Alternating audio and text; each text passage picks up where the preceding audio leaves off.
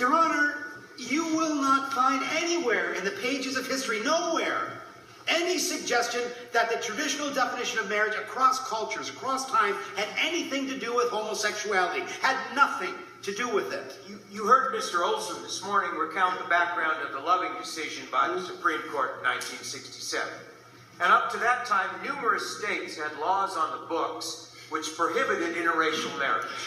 You recall the rationale that was used by the courts was that the mixing of the races would have serious corrosive effects on society. Your Honor, those racist sentiments and policies had no foundation in the historical purpose of marriage. And in fact, they actually made people have illegitimate children, illegitimate natural children, which again was, as the Eighth Circuit said, only opposite-sex couples can procreate naturally, and therefore... You don't draw any distinction between the state's interest where an opposite-sex couple have had to require some form of intervention in order to produce children. Your Honor, they're not quite the same, no. Well, then what's the difference? I think the state's main concern in regulating marriage and seeking to channel naturally procreative sexual conduct into stable and enduring unions is to minimize what I would call irresponsible procreation. What? That's not a good term. I can't think of a more serviceable one.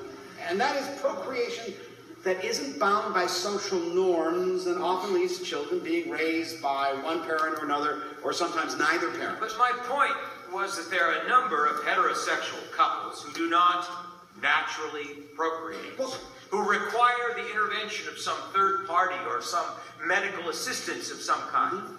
Why don't those same values you've described apply to lesbian couples and gay couples? Coming together, supporting one another, providing love, comfort, and support for one another. Why don't all those considerations apply just as much to the plaintiffs here as they apply to John and Jane Doe? Your Honor, I want to conclude this piece of my argument by calling the court's attention to a case in which the 11th Circuit upheld a Florida statute that prohibited gay adoptions.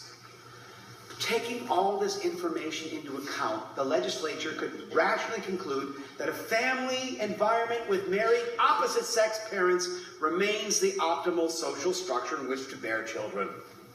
And that the raising of children by same-sex couples presents an alternative structure for child rearing that has not yet proved itself to be as optimal as the biologically based marriage norm. I want to ask you something. Why should Mr. Blankenhorn's testimony be admitted? Does he meet the Daubert standards? His professional life for 20 years has been devoted to the study of marriage. He's written 2 books on the subject matter. Were they peer-reviewed? I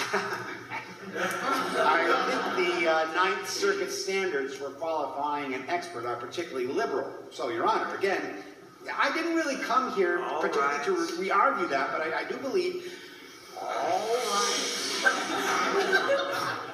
Would the court entertain, well, a break? Maybe 5 minutes? Why don't we take a little more than that? Resume in 10 minutes after the hour. What did that mean? What?